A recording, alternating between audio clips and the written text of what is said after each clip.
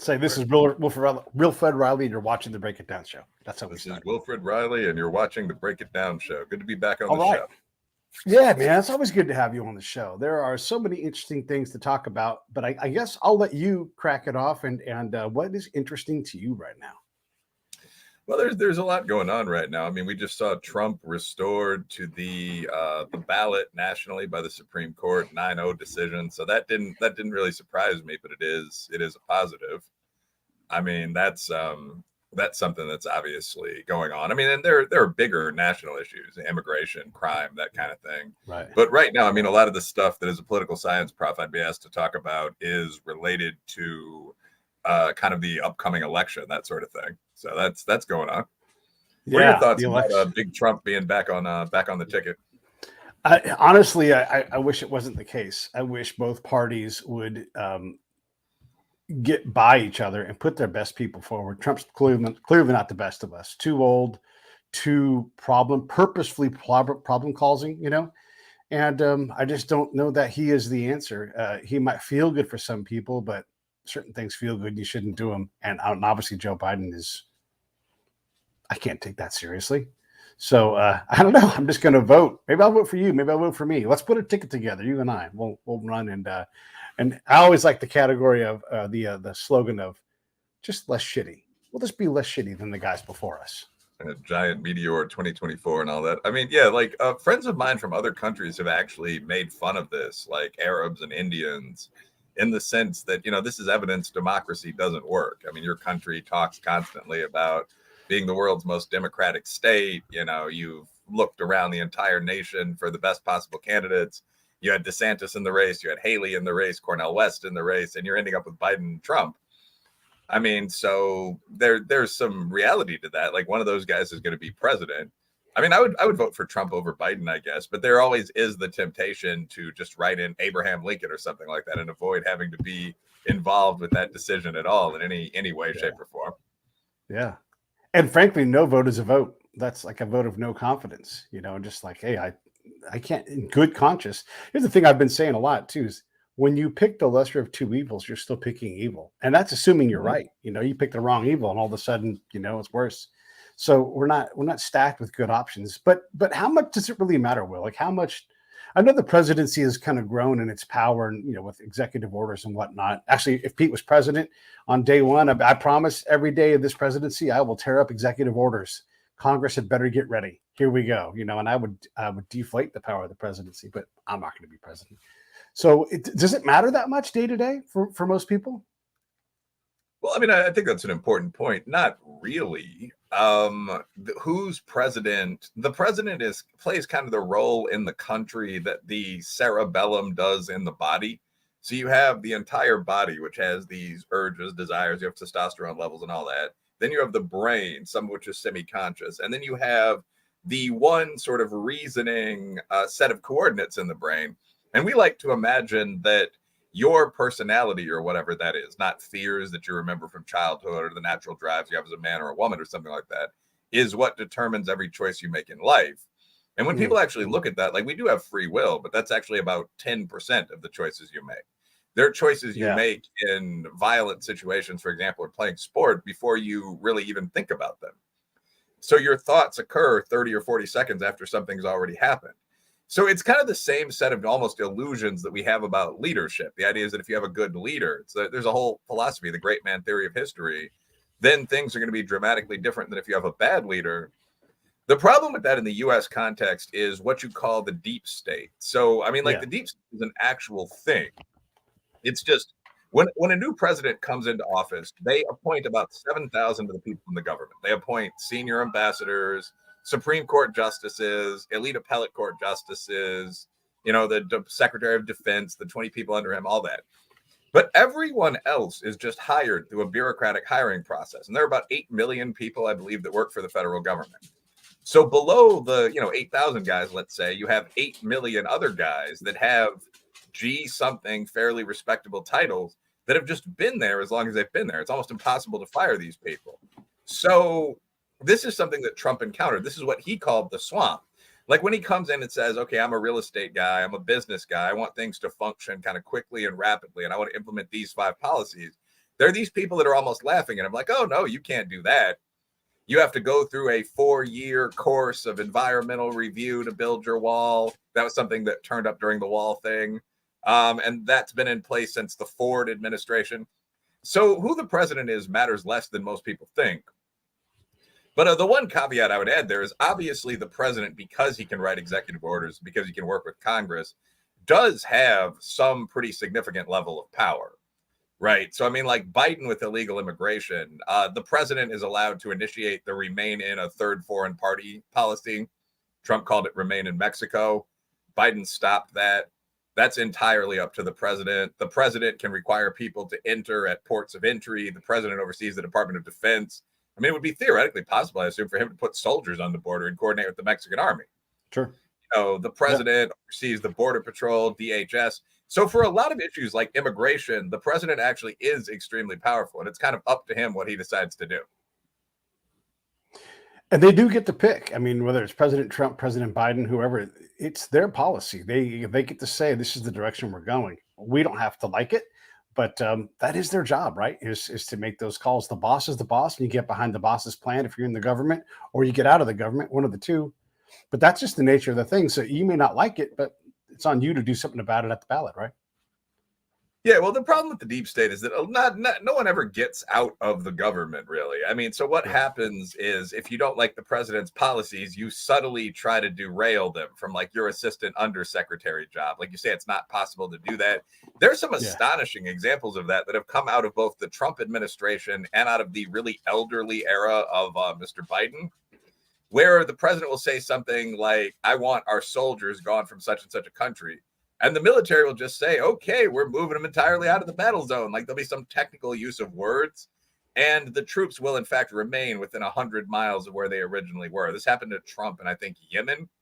And I remember listening to this on Pod Save America. And it was just like, first of all, I didn't know we had soldiers in Yemen. So, I mean, a lot of this stuff to the average, but I mean, like you probably did as a military guy, but to like the average educated American, a lot of this stuff is just completely unknown. Oh, yeah. So the question is, are you going to be enough of a policy expert to really go in there and winkle out what these people are doing to you? So Aaron says, it reminds me of a description of the British civil services having been fighting a guerrilla war against politicians since the 1860s. Yeah, that's very correct. Like people tend to think when you're talking about DC at a high level, or even Chicago or New York, you tend to think of like there's a leadership class. Okay, the new mayor's in there, the new president, the new speaker of the House. Those are the people that are making policy. Certainly at the congressional level, the idea is Congress passes bills and those bills become law. I mean, there's a Schoolhouse Rock video about this, right? Where the bill is sitting on the Capitol steps and it's waiting to become a piece of legislation. In reality, about 95% of law is passed by regulatory agencies, one step down from Congress and the president. Like that's just a reality. Yeah. So the people in those regulatory agencies have an enormous amount of power. If Congress passes a border security bill, there's some guy, again, at like the deputy undersecretary level, that's what it would be passed down to, who decides how we're going to enforce that bill. Is there an environmental piece to it? Is there a work with Mexico piece to it? Can they just dismiss certain sections as unenforceable? Like none of that happens at the congressional level. And that's extremely important.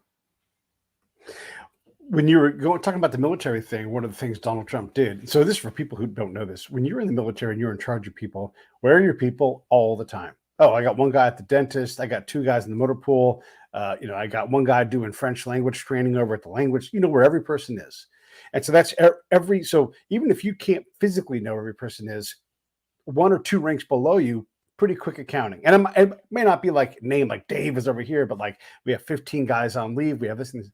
The president said, fall in, which is like account for all your people. Fall in to like all of the services. And the generals were like, we don't know. And that's a problem, man. Like you said, we got people in Yemen. How many? Well, and that's not, if you were a lieutenant, man, that'd be bad news for you to say that. Well, I don't know, and so somehow it gets stratified. And granted, look, it's a big machine. And so it's hard to do that. But when the boss says fall in, I want to know where everybody's at. Well, if you can't do that, then I have to question, you have too many things to do. Why don't you go do something else, old man, and move on? It's a problem. And so, and again, I'm going to get to the Yemen thing. you could ask people 3 years ago about Yemen and like the fight that's going on there, like, ah, who cares about that? Wasn't important to anybody. Now we're glad to just throw rockets straight at those people, civilians and otherwise. We don't care. And, it's crazy how distracted we can be by a given country for a given amount of time and then literally not give even two shits about it. Yeah, I mean, I think that, well, first of all, I don't think that, I don't want to go into like amoral ranting again, but I mean, I Sure. think that humans have a very limited capacity for care. I mean, there are actually studies that look at this, and I believe the total number of people you could really care about was like 20, like your family and closest buddies. And beyond that, there was a network of care for 150 people, your church, basically your village. Yeah. And beyond that, nobody cared. Like some people enjoyed hurting people outside those boundaries. That was generally considered pretty normal in the high school football or, something like that. Other people more commonly enjoyed trading with them a little bit, but just didn't really give a shit. And I mean, I think that's pretty accurate. So, like today's more empathic, maybe a little more feminized perspective that we are the world, we are the children. No one, especially successful males, actually feels that way. So there's a weird contrast between being expected to say this bullshit and like what your actual goals are in life. So, I mean, I got into this debate recently on Twitter where I said, like, I don't want anyone to die, of course. But like in the climate change debate, it seems like there are a lot of people proposing that we give up very core rights that protect like our wives and children in order to help people in countries like Somalia who might be affected by climate change. And I'm just not interested in doing that at all. Like, I'm not interested in driving 3 days a week and the rest of the time riding a bicycle down dangerous roads because a 1 degree increase in temperature could kill so many enemies or other foreigners. Like, I have no interest whatsoever in doing that. And I suspect that the large majority of people, if you polled them anonymously, would not choose to do that. So you have this contrast between the pretense of constant caring and love and wonderment and the reality of how most people feel, which is, honorable, but very self-focused. Yeah. You prioritize like your wife or your firstborn son or daughter over you. But like other than that, I mean, the other kids in order to. But I mean, like, whatever, like you love all of them. But like beyond your family and your immediate spouse, your best friend, you yourself are one of the 10 people you prioritize the most. And then outside you, there's a network of people that you care about less. So the Yemen thing, like, I don't really think anyone now is feeling passionate anger at Yemen. And I don't think anyone in the past felt deep concern for Yemen. I think the bigger issue is that the president had a very specific policy for that region, and people were just sort of bullshitting him about it. And I assume that happens all the time, in all honesty. Yeah. Yeah, I think you're right about that. The ability to just simply say and be honest and say, I just don't care about that. It doesn't mean you're harmful or harsh. Just like I've got a care bandwidth and it's full. And like you said, with my 10 friends and my projects, some other thing, you know what? I'm not going to spend time to be educated enough on, and I'm just making this up, climate change to make a difference. So I'm going to work on what I work on. And the other things, for the most part, again, like who's president, this is actually Pete saying this, I actually don't care. It doesn't matter. I don't care who your congressperson is. I don't care who your senator. All these other people are like, oh my God, you can't believe who's in Congress. Doesn't matter to me. Not my representative. If I care, I'm going to engage with my representative, my senators, and get smaller on the government side. If I care, I barely care about that, man. And I try to be involved, but there's only so many things you can actually care about if you're being honest. Yeah, no, I think that's basically correct. And this is kind of an interesting topic that's away from the presidency. But yeah, most people do and probably should make rationally amoral decisions. Like when I decide something, my interest is what the thing is that's going to give me the greatest long and short-term quantum of total happiness. Nice. And that's usually, quote unquote, the good. Like it's much more fun to go on a pleasant date with someone that you're interested in than to stalk them from a distance, I'd imagine. It's not a thing I've tried. But I mean, like, the good generally is a way to make people like you. You're a pleasant ally, and it also makes you feel good. Like, it's its own reward to do charity and so on. But it's important to realize that that's not always true. I mean, like, there's a psychological question. Would you kill another adult fighting man for $50 million? And my answer has always been yes. Like, it's stupid to say no. You could literally take $25 million and build a fucking orphanage. Like the percentage of people who anonymously say yes to that is incredibly high. So it's very important to realize that morals are largely rules that were made up by humans. They were made up on the basis of our logical and our empathic sense. But they're only like 12 shared human moral universals. And they're things like don't rape kids, don't eat people, don't have sex with your mother. I mean, much beyond that, like attitudes toward consensual fighting, drug use, sexuality. The obvious reality is that they vary widely between civilized societies. Like, think about us, the Japanese, and the Arabs. So, in that context, when you make 90% of decisions that you're actually going to make about business, about food, about romantic partners, your goal should be maximizing satisfaction for yourself within an honorable framework, because the good mostly works, but that really is your goal. So all of this sort of stuff about like you should do things that seem dishonorable that will hurt you because I want you to. I mean, my basic response is get that crap out of here. Like, I have no interest in doing it. Like, I'm going to stop being polite to you if you keep insisting on it. That's how I feel about a lot of immigration discourse, crime discourse, even the extremes of feminism and men's rights. Like, I don't think I have a duty to make myself have worse relationships because of some half-assed philosophy that you cooked up in a college dorm room, basically. So there actually are ways to regulate this, because most people do need a structuring system. But I mean, like, the classic center-right or libertarian framework is just the non-aggression principle. You can do what you want, but your right to swing your fist stops where my face begins. I'm going to hit you back. I find that very useful. I'm a non-aggression principle follower. Another one would be tithing, which is one step above, like outside your circle of care. You select 5% of your income and you give it to the best cause well outside that. And in practice, that's what Jane does. I mean, like, that's also quite honorable. A bunch of other things like this. There's reciprocity. You deal with people as they deal with you, not how they hypothetically should, but as they actually do. And by the way, I think Israel and Palestine would be better served to have a reciprocal framework. Like, if one side fires 10 rockets, the other side fires 11 rockets. Like, as opposed to these lengthy, bloody wars. Like, I even think that's how we should have responded to 9/11. Like, one of my friends half jokingly said we should have responded to that by blowing up the Kaaba, since most of the attackers were from Saudi Arabia. I personally think that would have started an unpleasant holy war that would have gone on for a long ass time. I also don't like the analogy to our holiest of holies being the World Trade Center. But I mean, like, something like that, like the King's Palace or whatever, it's dust now. You know, one city in Afghanistan, it's off the map. And then it's over, as opposed to a 20-year war. So there's a very defensible argument for reciprocity in human interactions. But just the claim you should do anything because it's arguably good and I want you to, that's a very weak claim. No one in practice can believe that. I think that's how I would think about that. You know, that goes back to the climate thing, and this carrot versus stick, and like, fuck that carrot. We're going to use the stick every time we try to get you to behave and do something. Meanwhile, we import crude from Africa and Asia, put it on ships, burn bunker fuel in those ships to get it here. And by the time it gets here, like, oh, we made a bigger mess of the environment. We just offshored it to somewhere else. By the way, the people that pulling that oil out of the ground in Africa, they're not cared for by a place like OSHA and state rights and actual money. There's a commodity. And so we offshore all of this inhumanity, all of this pollution, and feel like we've done it. But all we've really done is not used our own personal resources to make ourselves a little more immune from international conflict. So says Pete. Yeah, no, absolutely. I mean, a lot of this stuff, a lot of morality is really, and I'm not, like, when I say I'm rationally amoral, it doesn't mean bad. It just means you have any one of the honorable frameworks humans developed over the past 10,000 years, all of which work better than woke nonsense now. But I mean, like Bushido, Stoicism, that type of thing. Even traditional muscular Christianity would fall in this vein, except for a few things Jesus said. Although I guess that's a big carve out for a Christian.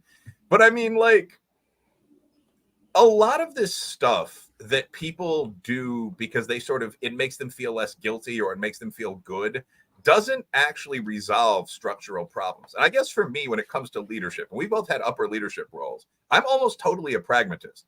Like, my goal, if I'm a city councilman in Frankfurt or Lexington, there's a district of 50,000 people and I have these responsibilities, my goal would be to get shit done. Like, if I ever run for office here as opposed to the Chicago suburbs, my campaign platform would just be a list of all the roads I was going to pave and basketball hoops I was going to build and so on. We don't have a swimming pool. I'd throw in 10,000, get one built. You know, like, I mean, that's what it would be. And I think that's how I judge people. Like, what are you actually doing? Right. If your goal is environmental reform, so is mine. You know, I pick up the trash. But the question is is your policy of throwing paint on the Mona Lisa or something like that going to improve the environment? And even one step back, like there's a big argument on my Twitter page right now about EVs, these electric vehicles. There's an article that was just released that pointed out that EVs cause more environmental damage than gas cars for two reasons. One, what you use to power EVs is just the power that generates electricity in your state. So in Kentucky, that's raw anthracite coal. I mean, even in the best states, it's just nuclear power. Like there's no, God doesn't touch electrical power plants and charge them up every morning. You take trees or coal or whatever, and you push it into the entry beltway chute, and that's how you get power, right? I mean, like everyone knows this at a certain level. So to say, so that's reason one, like you're just moving the gas back one level. Like you're going from literally a gas car to a gas fueled power plant in many states. Or a petrol diesel fueled power plant would be more accurate. But I mean, the other thing with electric cars is that they're heavy as shit because they have these giant batteries that are made by slaves, and they have more actual metal body than a lot of gas cars now. Like my older Benz, which you've seen, it's like a plastic car, which like costs a goofy amount of money, but it's just like the bumper recently broke during an accident. So I took a bolt cutters and cut the bumper off, and I'm having my buddy put a new one on. Like half the bumper is now gone. This took maybe 15 minutes. And I was just amazed by how simple this was. Like any guy certainly could have done it. But I guess the point, though, is EVs are a lot heavier than that. And so there's also tire wear. So you get all this rubber particulate in the environment. So before you can say, well, I'm doing a good thing because I'm driving an electric vehicle, you have to look at how electric vehicles are powered and charged in your state, not in some theoretical heaven or Wakanda. Sure. And then two, like what's the other damage being done by your car? What's the impact of slavery, which is probably what built it? What's the impact of the batteries? Like, have we figured out how to recycle those lithium monsters yet? What's the impact of the tire wear and tear? So if you are a concerned environmentalist, a lot of people just want to buy a Tesla and look at the green leaf flickering on the view screen when you're driving and think, I'm improving the world. But if you actually want to make a difference, you'd have to calculate that out versus a good gas car like a BMW and then make your decision, and no one does. And we see this across a lot of fields. That's so true. Like I've got a 2014 black truck. You've seen my truck. It is a very simple truck, not even a big, huge cab or nothing like that. But whatever car is bought today in the battery platform, my car will make less pollution because it runs simply. I don't drive a whole lot. And when I do, I don't race it around. When you put that heavy car on the road, now my truck's pretty heavy because it's a regular size truck. It's not full size in the modern sense, but it's a full size truck. There's all the things that happen. All of the products that come from petrochemicals, or what I like to call organic energy, all those 6,000 or so products, to include bitumen, which makes our roads. And if you don't have bitumen, there's not a good replacement for bitumen. Yes, you can make some other things, but you just end up back out on the road, burning up more energy, trying to recondition the road more frequently. So even if we get past the gas part of the car thing, we're not going to get past the thousands and thousands of products that are all around us, unavoidable. And so that's another part of this thing with that system is if we can use our own oil more efficiently, more safely, more profitably, more everything, then why are we creating a law that's called environmental when it just burns up more environment? I don't buy into that. Yeah, no, I mean, that's correct. Like there's not a lot to say about that. Like we frequently, one of the pieces of advice I would give young leaders, and I'm interested in whether you agree with this, but is you don't always have to do something. Like when you come into power, like if my experience would be in pretty high-end sales or in a number of things, coaching to some extent, teaching, business boss. But like when you come into a situation, if your department's running well, you don't have to do a lot of bullshit to show you're the boss now. You can just make some approving noises, look at the system and say like, yep, looks like you boys had this together. Yep, I'll be in the office. And everyone's actually going to approve of that. And they're going to say like, great, boss man recognized my contributions, and nothing happens, and there's no hostility, and there's no like push of horns. And it's the same thing here. Like all of this stuff is people trying to show that they are getting something done. They are present. So, okay, your society consumes a lot of oil. What's something it seems like you can do? Well, why don't you offshore that? Why don't you buy oil from other places? Well, how do you think they get the fucking oil? Like, I mean, they don't, magical birds don't fly, cans of it to, wherever their refinery is.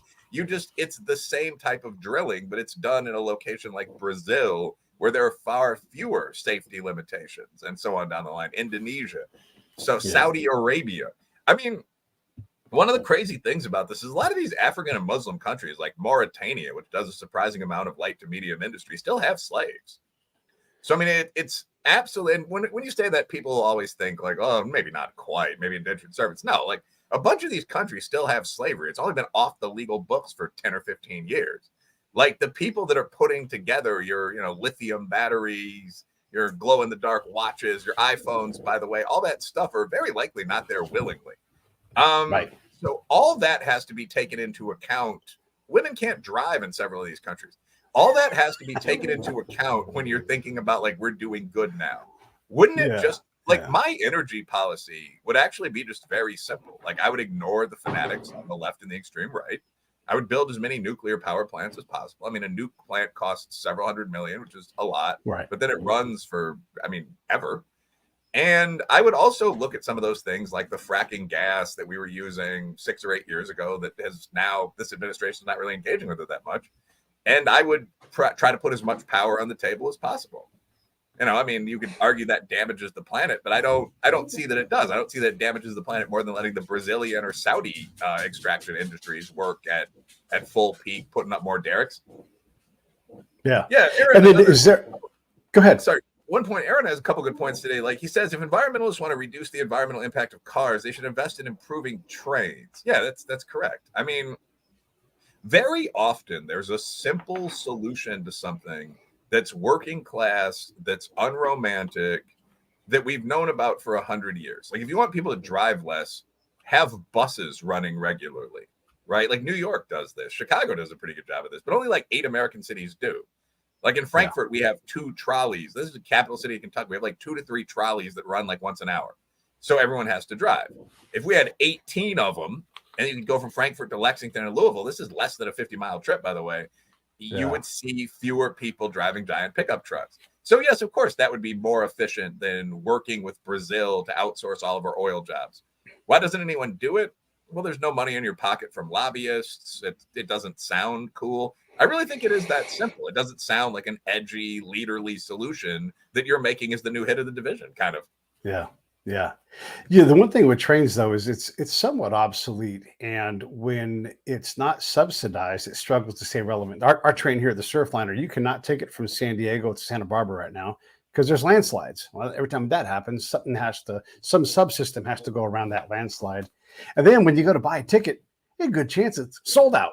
You're like, what do you mean sold out? Well, can't you just like slap it on the cart? No, man, it's sold out. Well, then what am I doing? Like, if I can't rely on you, if I have to work my schedule around you, and all of a sudden, it's just it's too hard. But you're right, Chicago. I can get off the airplane in either airport, and I can be at my buddy's house. He's around the Loop area. I can be there within a reasonable amount of time. I don't bother with cabs or anything. I just take public transit as long as I feel safe. And if I'm some mom somewhere and there's a guy with it, this is a literal Chicago story, everybody. A guy comes onto a bus with a fucking ninja sword and starts swinging it around. Guess who's never going to ride the bus again? We have to find these ways that work. And maybe it is electric cars that the city buys and they just back and forth on a route and it's fast as hell, but I don't know. I want to say this too. Here in California, we can't build trains. We suck at it. We want to, but we suck at it because everybody's got rights. As soon as something wants to happen, you get sued. And so like we have a train line proposed from not LA to Las Vegas. And look, it does get kind of crazy with traffic in Vegas, but people have to drive an hour away from LA up in Patterson area, and then they got to get on this train and they got to shoot across on a bullet train. Well, we'll wait and see if that ever happens because these projects are just impossible because there's so much lawfare in California. And it's weird. Well, I'm curious what your thoughts are on this politically. California clearly is left, right? But then we've cracked into these sub-left groups and they fight each other. So really we've ossified into this very conservative, progressive block of people who can't bear to let anybody else do anything progressive because then that would mean surrendering ground in their part of the world. So we're not talking like rednecks and rebel flags and that kind of stuff. We're just saying like these people are like, you cannot build this dam, you cannot have Yeah, this dam, you can, NIMBY. and like when you tear the dam down, it's all these different voices make it so that nothing ever happens, and then it gets exponentially more expensive. Yeah. I mean, so we've got Barbara, it's too dangerous to ride Bart. I mean, so yeah, first of all, like, again, all of this stuff I think is pretty simple, but it all has to happen together. So, I mean, in terms of like the whole YIMBY, like, why don't we just build more housing? Build more housing to me is like the classic example of a mid-wit liberal slogan that doesn't mean anything by itself. Because if you build more housing on the south side of Chicago or in San Francisco's Mission and Tenderloin district or in a lot of these areas, most people, I mean, maybe other than wealthy drug dealers or something, most people aren't going to want to live in it because there's a really high level of crime. There's a really high level of homelessness. You don't want people like crapping on your doorstep or like having sex in your Have backyard. you heard of Cabrini Green? I mean, yeah. Well, yeah, I was actually in Chicago at the time when the people used to call them the Jets were torn down. And I mean, my buddies used to go to Cabrini. They had a basketball tournament, and it was one of the craziest places I've been. I mean, you had these so Cabrini Green in Chicago, one of the worst projects in the country, was right downtown. Like it was on the north side. The whole point is that you didn't want the people in the projects isolated. So you'd have these ghetto kids from the projects that would just like go walk down Michigan Avenue, and sometimes they'd just party, sometimes they'd rob people. I mean, the project itself, like you'd hoop there and there'd be grown men doing stuff, like sometimes charity on, sometimes like throwing crap out of the windows, like just the wildest stuff. And finally, the city realized, well, you can't stack poor people who drink, basically, and they took down the entire thing. But that's the same thing in San Francisco. I mean, like when you talk about like, I've been on the Red Line in Chicago, and I've experienced pretty much what you're saying when you said someone got on the train with a sword. Although that guy's probably some nerdy white theater kid who's just defending himself. Like he's probably not. But it did happen. But yeah, like I was on the train once when I was canvassing actually, and it was myself and a guy named, it was the guy who's a writer now, called himself Jared Emerson. But we were just sitting there and we were like bullshitting about girls or whatever. And this guy gets on the train with this full-on aggressive pit bull. And it was a young black kid. And I was like, bro, what are you doing? And he was like, man, this is my motherfucking service dog. And he had like fake papers for the dog. And it was like, okay, bro. I mean, like that was just the stuff that was going on in Chicago. I remember someone else gave the dog a leg of chicken. Like this like raver type girl with purple hair. The dog was like eating the chicken under the seat, like growling at people. And I mean, yeah, if you're providing that kind of ambiance to tourists from kind of the settled Midland suburbs, yeah, that's not going to work for you. So you need to not do that. But the basic idea of could you provide buses and put one cop on each bus? Yeah. Like it's not hard to solve most social problems. The barriers to solving social problems, especially on the left in these blue cities, tend to be people that want to complicate them would be one. Like, well, we can't really address black crime until we repair every last wound from slavery or something like that. So even if, half to 2/3 of the criminals are white and Hispanic, nothing gets done about any of them. Crime keeps increasing. That's issue one. Issue two is people that want like cool, edgy solutions. Like we don't need more buses. We need bullet trains. Like you mentioned, LA is trying to do this too. I mean, like I'd be cool with more buses. I don't need to travel to Milwaukee in an hour as often as I need to go to the store. So it's just there's all this stuff that interferes with the daily mundane work of actually getting things done. And a lot of good leadership is just the daily mundane work of actually getting things done. It's not like some big grandiose policy idea you have that won't work. Most positive change is incremental. I mean, that itself is one very important point. Do we have the patience for incremental change? And how do you know when it's not going in the right direction? Like you can't convince someone who loves Oakland that Oakland is terrible. But I go to Oakland and Oakland's terrible. There's parts of Oakland where if you need help, it ain't coming. There's lots of parts that are beautiful, but there's parts where like just don't go there because you can't account for anything. I think that's one of the provide. That's one of the problems with incremental change, actually. I think like people get used to the way things are at a given time as incremental negative changes happen. And it's very hard to convince them that things have gotten worse. Like I see this with Chicagoans too, as we get back up to nearly 1,000 murders per year. I mean, people say things like it's a beautiful city. You walk downtown, better restaurants than Manhattan. Like, yeah, that's probably true. But I mean, like you don't want to walk downtown after 8 p.m. anymore, unless you're strapped up. I mean, so it's just it takes a while to convince people of that kind of thing. But in general, I think from a leadership level, yeah, like incremental change is good and it's measurable. if I were trying to stop crime in a city, I would do nothing that was targeted at like root causes. I think the root cause of crime actually is like human evil or something like that. I mean, like you can argue that the repression of blacks or even Irishmen and Italians contributed to higher crime rates or something. But the simple fact is like 90+% of people in those groups don't commit crime. So Yeah. there's a specific predictor where like really unsympathetic people do things like commit rapes. How do you stop that? Well, you shoot rapists, or I mean, some rough equivalent to that. So I wouldn't spend any money on midnight basketball or, community centers doing exhibitions of Ghanaian art or anything like that. I'd put a bunch more cops on the street. I probably would bring back the police athletic league if you want to play ball. Just on and on, like practical things that would actually work. Give longer jail sentences. I'd build a new jail. Cook County Jail is a disgrace. That kind of stuff. And you would see crime drop because you had more people in jail for longer periods of time. I mean, that's it. It's curious you say midnight basketball. Man, I think that kept me out of trouble, though. Like we had a guy who had keys to an old high school, great gym. We would go run all night. And you have like the tennis court style basketball courts where you push the button, bam, and then like the lights come on, and you try to make sure someone's always pushing that damn button. I mean, look, there's a little bit of a roughing about, and occasionally some guy's going to bring a gun somewhere. That never happened where I was at, but you had to be prepared to drop gloves and swing because some other guy was going to have a problem, or whatever it was. But that really the worst of it, and we did hours and hours and hours just playing basketball when we might otherwise, I don't know, get too bored and do things that are actually dumb.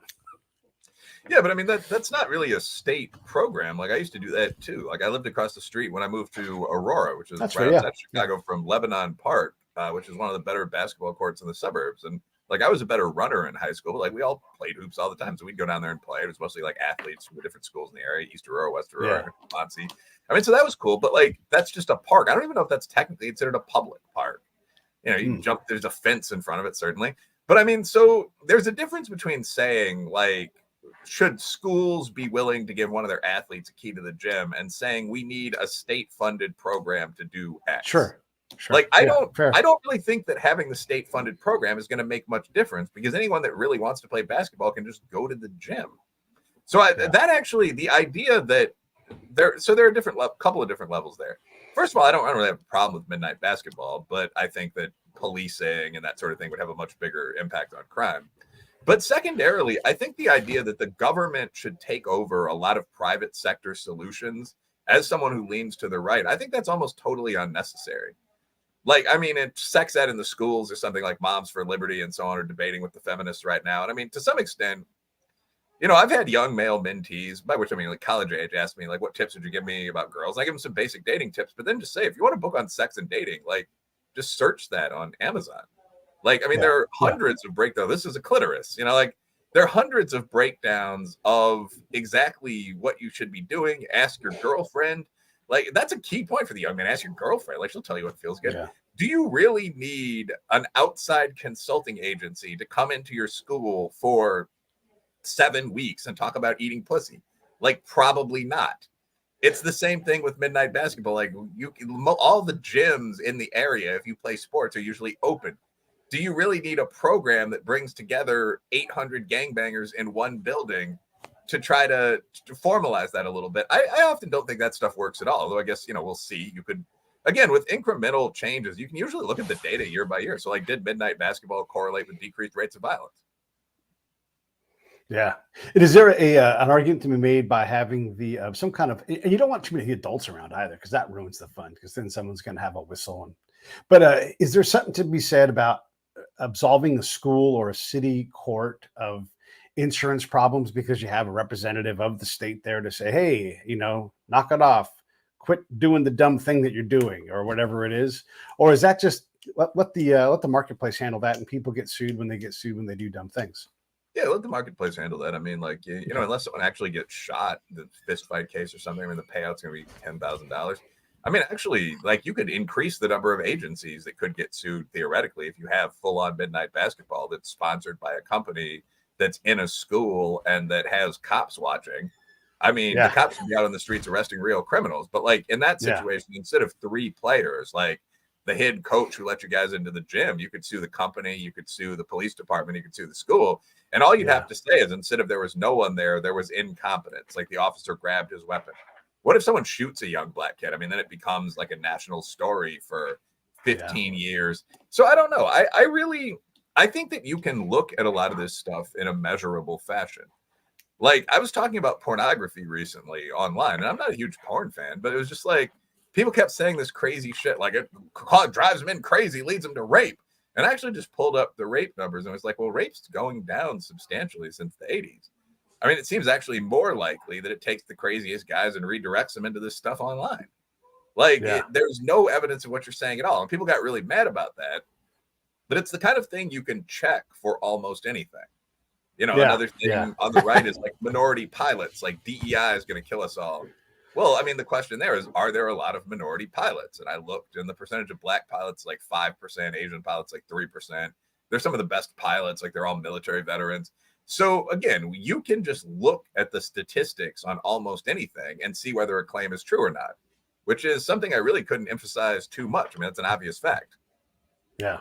Yeah. You were mentioning just in general, like giving advice to young men on dating and everything. And, you know, the old man in me is like, kids these days.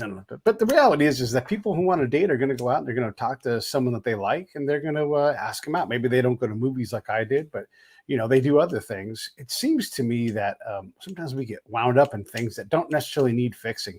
And then when it does, hey, some dude may come up to you and be like, hey, Will, how do I get better at talking to ladies? And you're like, why don't you buy your avatar, your ideal person's magazine that they read? And I'm saying magazines because I'm old, but you know, go read what they read and learn about it. You know, we can give this kind of advice, but what are your thoughts in general on? Because we do have the thing with the computer, we do have the thing with the isolation. Because like my own world is the only world that matters, you know. And so, is there a problem with dating and people getting together and doing hookups and all that kind of stuff? Yeah, well, first of all, I'm not a prude, really. And there's nothing wrong with like the traditional. Yeah, you said eating pussy earlier, so come on. I mean, I don't know what else, cunnilingus or something. I mean, but like, and you know, you can cut anything that's profane, you know, but like and I really don't think like that's the term used among adults. I really don't think schools need to hire consulting companies to teach sixth graders how to go down on each other. That's really creepy. I would be, and again, there's nothing wrong providing digital materials, books that show people how to do that, but I would be within reason. But I'd be really skeptical of like a male teacher who volunteered for that job. Like I wouldn't want to do it when you talk about legal threat. Like if I was teaching in the local high school and they're like, hey, you want to teach a sex ed class to an all-female group? No, not really. You know, I see a bunch of potential downsides to that.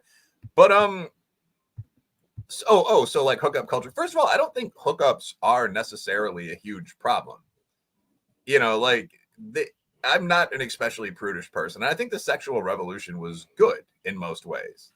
Like there's a famous poll in Ms. Magazine in like 1973 where they asked a bunch of men, and these were like young men about town was the term, like lawyers and stockbrokers and stuff, if they really knew what a clitoris was and sort of what to do if they saw one. It was like 14% did. You know, for both men and women, oral sex was like an 8 times a year treat. Like this is all just documented. And I think the change there, like women can have checking accounts now. You can technically, it's not legal to rape your wife. Like the changes that came out of the sexual revolution were overwhelmingly positive. Like almost no one would trade their romantic life that they have with their partner for what the equivalent would have been in 1955. Like, and just a lot of things like hygiene, how often people wash, like how often people shave their bodies. This is true for men as well as women. No one's really trying to go back. It's like race relations. Like we screwed them up over the past 15 years, but nobody really wants to go back to 1953, where if you see a man from another ethnic group, you have to fight him. You know, black people live in their own side of town. So hookup culture itself, just the idea that people go to college parties and meet people they like, sleep with them, and about half the time end up dating. You know, I would encourage the women to wait a couple dates first, but I don't think that was one of the more catastrophic social problems. The issue that we're seeing now is actually something very different. So I wrote an article for National Review really breaking this down, and like rates of sex, including hookups, have dropped dramatically for young people. So, I mean, like between like 1983 and 2021, the percentage of high school senior men that had ever had sex fell from around 60% to 30%. The percent that were actually sexually active, like they had a normal, like we hook up after school girlfriend who liked them, that go on dates. It was dating and intimacy was the description. That fell from 40% to 21% at any given time. So it's not that the kids are having too much sex and that men aren't committing to women. That was like 2008, 2009. That was like when I was in college, grad school, I guess. Instead, it's that people are barely interacting at all because of the entire like online screen culture, where you have gaming, you have porn for the guys, for the women, like romantic erotica is available at Twitch, but also like there are these networks that are full 90% of girls, like TikTok. So people are creating kind of these artificial bubbles, and they're seeing their friends about half as often as they used to. So when we talk about what just sounds like normal high school stuff, like, yeah, I would get in my car and I'd go to this gym in a sketchy neighborhood, and like all the white and black and whatever guys who were good at sports and all in the city would play each other. That to me is actually pretty healthy, although you have to, protect at the margins. But it's very, very difficult to think of the modern, like upper middle class kid doing that. So it's not so much like they're doing too much sketchy, dubiously legal stuff. It's that they're really restrained. They barely talk to the other sex and that kind of thing. I don't really know what to do about that. I mean, you've got to create an environment where people spend more time around each other. Yeah. I mean, you definitely, school makes that possible, but like practice after school, let the kids do some more freeform stuff. I mean, like youth clubs or something. I mean, you're seeing a lot of scenes develop now. Like, as much as I hate hipsters, that's a new scene that's not hippie or gang or goth or rave or whatever. But I mean, it's a tough problem. Like, people, in order to mate, in order to ask a girl on 3 dates, or hook up with her, consider marriage, are you going to the same college? In order to do any of that, you have to be around girls. Yeah. Yeah. I mean, like, I was going to say, then you think about the amount of dates and people you actually date before you pick your partner. And it is a frightfully small number, and we don't get into like actually learning, like, how do you figure what you like? How do you figure out what you're going to be? You're sort of just left to 2 or 3 dates, 10 dates. Does someone reliably go, is 20 dates the average? I would bet not.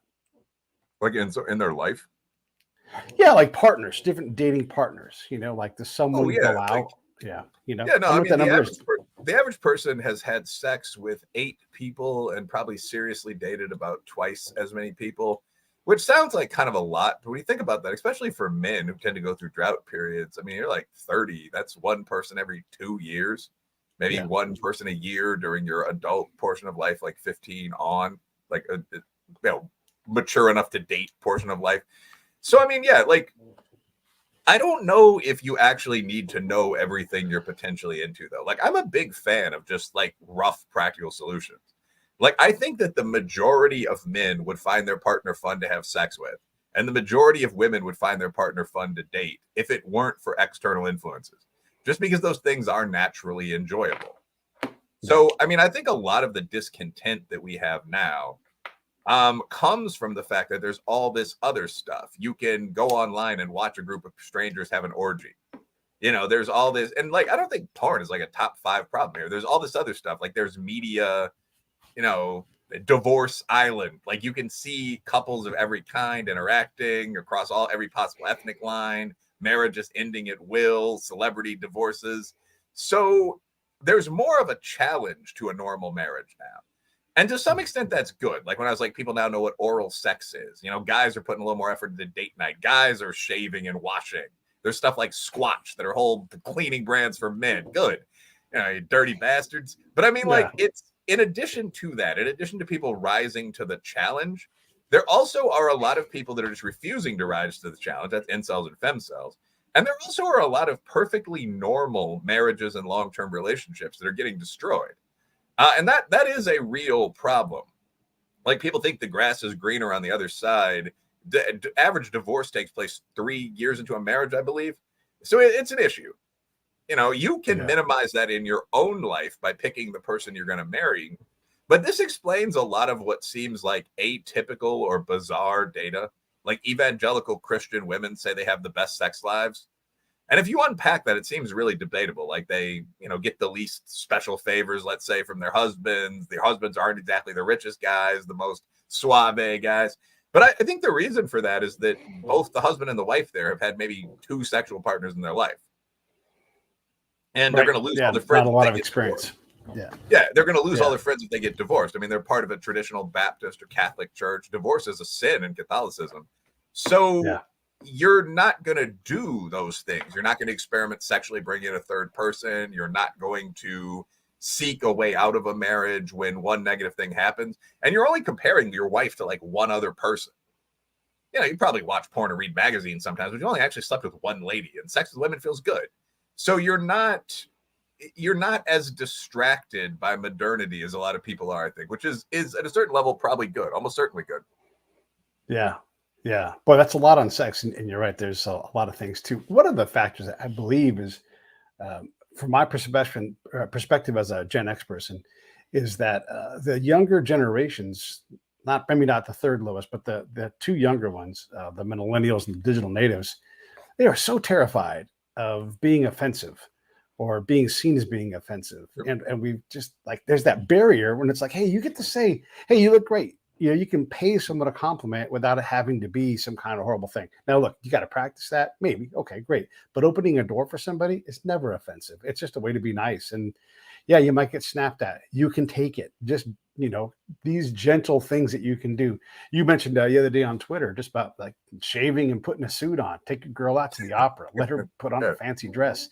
All of these things go a long way. And these are simple actions. These aren't big, complicated things. These are Will Reilly and very simple solutions that, alleviate the problem. Yeah, no, that's exactly right. Like, what prompted that? There was this picture of a guy who was wearing like a dirty t-shirt and who had this awkward, like it was a comb over, but there's hair growing in the middle of his head. And some feminist, who I'm actually casual friends with, if I recall correctly, said, I don't really care about the male loneliness crisis. This is the amount of effort guys are putting out. And I thought the male and the female responses to that were funny. It's guys and women dragging each other. Okay, it's amusing. But my suggestion was like, all this guy has to do is put on a Brooks Brothers suit and shave his head. And he's immediately like an 8. It was like some guy with a job. I Googled the picture, like ex-military dude. He's a guy.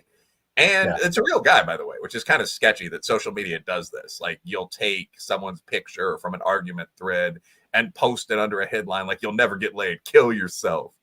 But I mean, like, so I think that my point there was pretty useful. And by the way, anyone can do this. Like, I mean, I look kind of silly right now. Wearing a t-shirt that says Happy Treason Day. And I got some unflattering angles on the camera, just goofing around. But I mean, like, if I was going to go on a date, obviously you put on your jacket, your partner looks very nice. You have, tickets to some cultural event. It's extremely easy to do this. And yeah, people should do that. There could be a financial argument, but it's also fun to, do 100 other things, go to a one nice lunch or window shop or something like that. Go to the botanical gardens, just put some effort into it. And I mean, in all honesty, if you're incredibly broke, you probably shouldn't be dating. You should be working on getting a job and a house and someplace to take a woman. But, it's the basic for the majority of normal working and middle class men. Attracting women is not very difficult. I want to say one last thing here. When you said there's this incredible fear of offense, I think that's one of the things that plays a big role. So one of the issues for men is the phone culture. Again, I don't think these are massive social problems, but the less time you spend gaming, watching porn, screwing around online, claiming that you're going to be a millionaire investing in crypto coins with names like Dog Shittium, like the more time you actually spend like making money, working out, hanging out with your buddies, learning skills like cooking. I mean, the more attractive you're probably going to be to the opposite sex, honestly, right off the bat. But the second thing I think is you can't be a huge punk about normal conversation. So, a feminist friend actually said this online. Like, guys are finding it very awkward to talk to women post Me Too. And her line was, again, like crude, like some of the jokes we've been making. But it's like, you're never going to be able to ask, like, are you down with anal, multiple dates in if you have trouble saying you look nice today. Yeah. I think that's a very blunt way of putting it, but it's probably true. Like, if you're horrified of being thought a rapist or some kind of abuser, like, are you going to ask out a pretty woman in your office? Are you going to be in normal situations like a church or a gym and be totally intimidated by the idea of approaching anyone, even where it's fairly normal? A bar is the ultimate example.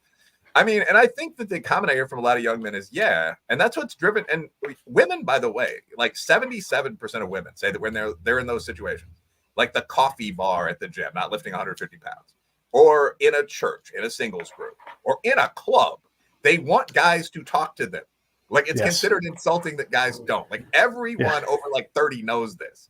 So I think that would be a tip I would give the fellas as well. Like understand where women expect contact and provide that. And be clean, shower after your own workout, that kind of thing. That's it. But because a lot of guys don't do that, it drives them into sort of app world. Yeah. Which is actually really bad for most men. Like when I was on dating apps, I realized something interesting as a numbers guy, which was that I was in kind of the bottom chunk of the 20% of men that would get responses, which is interesting. It's not really a compliment, not really an insult, but I would get about as many indicia of interest as I would put out. And some of my buddies were doing better, like Dr. Bro types. But I noticed like 70% of men were getting no responses at all. And what that indicates to me is unless you're extremely good looking, or you have some indicia of intellectualism or wealth, and I honestly am, as manipulative as most successful people, so I threw a few in my different profiles, you're not going to get much contact from people because it's an artificial forum. It's focused on displays of beauty and wit, and women have a huge advantage in those categories over the average guy. Like Craig, 41, software engineer from Boise. Like he needs to be at the church, he needs to be at the ski resort, he needs to be at places where people are. Yeah, for sure. And you have to work on your game. You just have to. And your game doesn't have to be a game, but just, understanding what to say. Like I could say to you, hey, Will, you know what? Hey, looks bald head. That looks great, man. When did you decide to do that? And so I've just created a conversation, but I put a compliment in there. Nobody hates a compliment. I mean, unless they're really just a nasty person. And then you just throw another compliment at them, and usually they kind of crack. But all of that stuff is part of the game.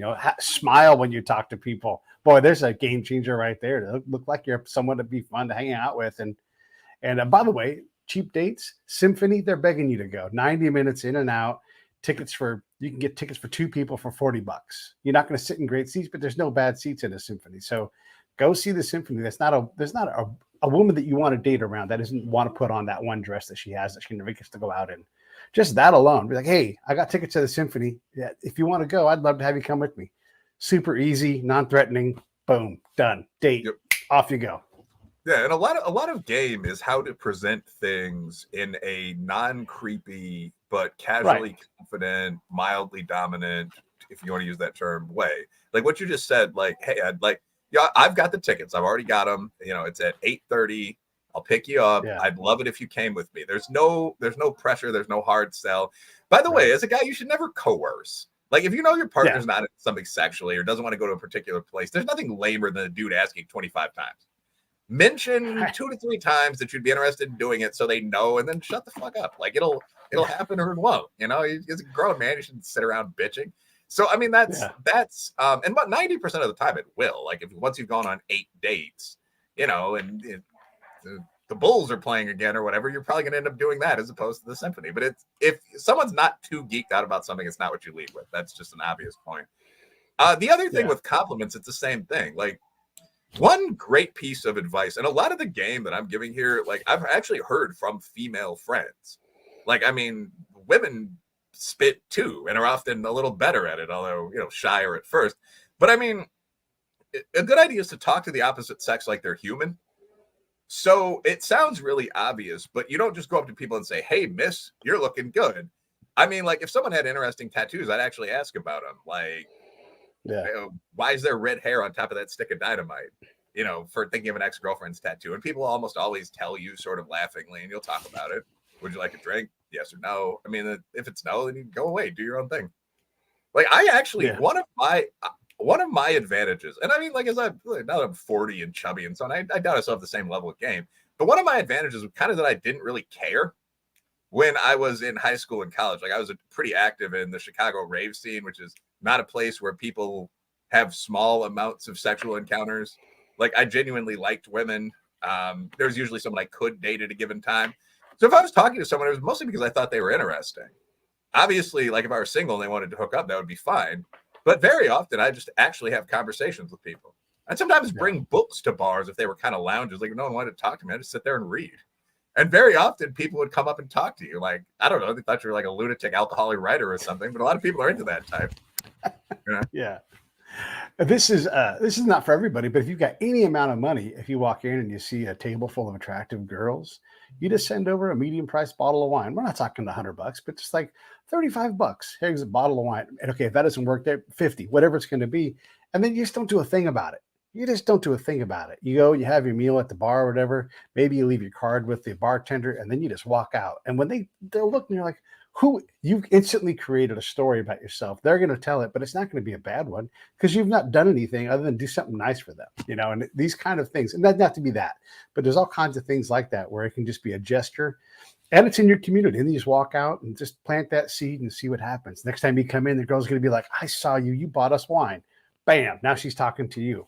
Yeah, Great. yeah. Another way to do that is if you're at a table of guys and you're all like reasonable quality, just, you know, round up some funds, send a bottle over, and then just sit there bullshitting with each other and listening to the DJ or watching the game or whatever, and they will invariably come talk to you. Yeah, absolutely. So it's just a matter of how to interact with, I guess what I would say is it's just a matter of how to interact with people in a non-creepy way that indicates interest. Yeah, there's a Blink 182 line in a song called Game, and this is people are like, this is bullshit gonna be. But it's the line is like, I'm just playing with fire to break the ice. And it's kind of what it is. Like you're doing something mildly risky to get someone to want to engage with you. And one thing you have to be used to as a man is that women gatekeep sex and first dates, and then men gatekeep longer term relationships. And if you like a person, you don't want to be too obnoxious about any of this. Because if you end up together, neither one of you wants to have punished the other too much with Herculean labors early on. But I mean, so like you're not submissive, but you're the pursuer when it comes to trying to get the first couple of dates, trying to get someone into bed. And you don't want to pursue in a lame, pathetic fashion. You just want to be kind of aware of that. So girls are often going to say no. And that's fine. They just don't like you. Yeah, it's don't be a bitch about it. But you have to be prepared for, like, you could send over a $60 bottle of wine and a girl could come over and like pat you on the shoulder, kiss you on the cheek, and then never talk to you again. And it's like, okay, swing and a miss. Yeah. Like you just have to be prepared for that. And I think that's one of the big issues with the younger guys. Like every time I've gone into incel forums, like for research, I'm not there to like complain, but that's what they all say. But like every time I've done that, I've noticed two things. One, all the incels seem to feel that they're owed like a porn star chef. Like none of them seem to think, like the way I put this on Twitter is none of them seem interested in like a 6 from their old neighborhood who's usually down for sex and oral and who expects you to pay for dates. Like the things that you would assume someone in that role is going to be searching for, like any pretty girl. I want to date someone. I'm thinking about marriage. That's not at all what the image being presented is. The second thing is that they seem terrified about normal initiation. So there are a lot of these threads where people ask something from, why don't you ask out a girl at your church, to why don't you frankly pay for a hooker? And guys will just say, no, I'd be too afraid. What could happen? Vice Squad's going to kick in the door. Like on and on and on with 15 or 20 men commenting. And it's sort of like, well, if you lack the bravery to talk to women are probably going to assume you lack the bravery to defend them and do a bunch of other things. So it's not very appealing, is it? Yeah. The other thing, like a rule of thumb I developed a long time ago, was anything that I would say or do, like to a dude, I'd buy you a drink. Like, hey, Will, let me buy you a drink, and then you're gonna be like, yeah, let's go. Let's have some. These things work universally. So when you see somebody, you're like, hey, let me buy you a drink, and you're just nice about it, and there's again no strings attached. You see what happens. It's your opening to say, hey, I just want to do something nice for you. Whether you know the person or not. These openings are and this is a great opening thing. You say, if no one else tells you today, Will, I think you're a fantastic person. I see your work, and I'm so amazed by you. I just want to let you know that, because we don't hear that kind of stuff enough. And just spin on your heel and walk if it doesn't work, because no one can get mad at that. It's a legit compliment. Yeah, if you do stuff like that, it's also a good idea to give the compliment and then leave. So the other person will kind of come talk to you. Like you don't want to walk a bottle of wine over to tables for multiple women and just stand there awkwardly. But staring at them. Drinking yet? I guess that's funny. Are you drunk? Who's this fucking guy? I guess one of my tips here would be that the more sincere this stuff is, the better. Like the things that are being said, like send over small gifts if you actually have money and you don't mind, and you're not going to be annoyed if someone rejects that. Yeah. In terms of compliments, I generally give women and men compliments that are real. So at Right, work, of I would course. obviously not say something like, you're fine. I would say something like, well, you're one of the best, junior VPs here. Good job. And then I would just like leave. Right. And the Yeah. chance of that person coming to talk to you or asking you to lunch or something are actually really high. And then you can see if you like each other. Like you can have female friends, you can have older male friends. Like you don't have to necessarily form one type of relationship with everyone that you're friendly with or an ally to. But yeah, I mean, do stylish gestures, be sincere. I think those are both pretty big points. And, I've got do another stuff. one. All right. I've got another one. So when you're nice to people in general and you do things like that and there's no string attached, and you do it for a variety of people, you become someone that people want to introduce people to. Yep. And so they're like, oh, you know what? I know who's single. I met this guy that, and all of a sudden they had a conversation. You look like a psychopath drunk guy reading a book in a bar by himself, but it turned out super nice guy. And then all of a sudden, boom, you've been set up. Actually, the book in the bar thing worked pretty well. Like, so I mean, I think Yeah. psychopathia is. I actually think for men it's a little different. Like, if you're like, I mean, I'm kind of mildly spurgy. Like, if you are just an interesting nerdy or jockey or whatever guy, there's no real reason to hide your quirks. Psychopathia or bizarreness, what people avoid, I think, is excessive pursuit combined with potential danger. And I don't really think that was ever an issue for any of my friends during this period. But yeah, I mean, so we're talking about some of the stuff, compliment people, do basic stuff like buy drinks. You always ask them, pick a time for the date, send gifts if you're interested. But I think another thing that you just mentioned, the way a lot of people actually met their partners in the past, I'm sure like your group of guys and mine all had good game. But another thing is just you have male and female friends and people ask you to do things or recommend that you date somebody and you kind of do. And I see this a lot in religious communities, actually. Where like if you're part of a church, there are all these groups designed to get people to link up without modern hookup culture, a lot of which work pretty well. So I mean, someone will just say like, "Hey, Pete, you're still, you broke up with Linda, you single? Okay, why don't you come over and hang out with my stepsister? We're making dinner in 2 days. Or why don't you take her to such and such an event, which could be inside of, or better yet, outside of kind of the faith community." So I think an issue for a lot of people is just lacking communities. If I were going to give young men advice, actually, it wouldn't be pursue women so much. I mean, of course you should if you're into that, if you've got money and so on. But I mean, like, it would just be more join communities. Join a gym, probably join a church if you're a religious man, join a dojo. That's always useful. I mean, like, just go to places where people are. Get into some shit like rock climbing. And you will find that there are a whole bunch of attractive people like hoofing up cliffs and Lululemon, and even if they're mostly married, like their little sisters aren't, so on down the line, and you're going to wind up almost certainly in a pretty normal relationship. That's why high school and college work, because you're in that school environment, and so is everyone else there. People know you're a normal citizen who's going to get first a degree, then a diploma. You're in the same age group as the people you're interested in. And so it's natural. There's a party scene, and it's natural that people kind of end up together. After that, after high school, fraternity days and all that, most people move into a smaller sector where you have you and your first wife's friends and you're on a sales floor with like 8 guys and that's it. You don't see a lot of people. So the question is, how do you go out and see more people, I think? Yeah. Yeah, no, it's true. And yeah, you also get to pursue happiness a little bit. You're chasing things like, I'm going to go join a bowling league. I don't know anybody. I guarantee you the person that runs the bowling league's like, I need some singles. We'd love to get some new people in here. They're not going to turn you away. Like, what, let's find you a team. And then boom, all of a sudden you're on a team and you're meeting people. So all of those things, I'm saying bowling, whatever, whatever it's going to be, but participate. Yeah. But by the way, this thing, not as good as grabbing a big ball and rolling it down the gutter. I mean, it's just way more engaging in real life. Yeah, that's another thing, especially for guys. And again, I've actually had a pretty good game. It's not like I'm some like relationship expert or something. But I mean, right. For guys, though, I think another thing is that the further you get away from the beauty contests, the better. Like most of my friends kind of look like medieval blacksmiths. I mean, they're like big, burly guys. A lot of them were in the military. A lot of them were in business and different weird fields. Like one of them worked for an oil rig company until recently. Beards.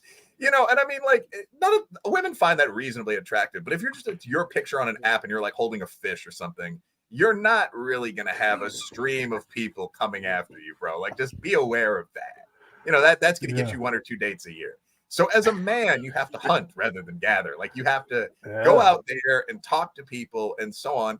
And the point of this is that the things that make men attractive, like strength and the ability to defend you, I wouldn't say wealth, but like the ability to feed yourself financially and not be dependent on your woman and to help them. Yeah. Wit, all of that is only evident in a personal conversation. Like when you're talking to someone on the internet, frankly, for some of the dates I've been on, you don't know that their picture is them. Yeah. You know, I just have a regular, like, bald-headed ass picture of me doing this. But I mean, like, I have guys that are posing in like vehicles they owned 10 years ago in the group, or like back in the army, you know, so like you don't really understand what you're getting, you know. So Yeah. you need to be around people in person, and you need to show that you can interact functionally with people in those one-on-one roles. And that's what's going to make most people attractive, especially the guys. Hey, I don't want to keep you any longer. I've had you for a while already. Is there anything you want to wrap up on? No, not really. I think we've talked about kind of the major points, and the game thing goes into a larger point, which is, I guess this is kind of my ending. There's a common sense, practical solution for most things. Like if you're not dating, it's obviously not because women are only interested in the top 5% of men, which is, you know, something that you hear online and so on. Now, obviously, you and I are both in the top 5% of men, but I mean, at some level, we're also just kind of normal guys talking about this and explaining. We're both in stable relationships, as I understand this sort of thing. You need to find out what the actual way to do the thing you want to do is. And in fact, it's as simple as just talking to people. And that's true very, very, very often. The way to stop urban crimes, to lock up criminals, the way to get people out of their vehicles is to pay for buses and so on down the line. So look for the rational, incremental solution, not the kind of complex, nonsensical one that's trendy. That's my piece of advice. I love it. I love it. All right, let me roll these credits. I'll be right back. Bye, everybody. Hey, thanks for watching the show. I really appreciate it. Right here, you can subscribe. Please do that. It makes the show grow. Hit that notification bell so you know which incredible guest is coming up next. Down below is the PayPal link. You can put a small subscription in. That is an enormous help. All that money goes right back into the show. And then right up over here are the next episodes you should listen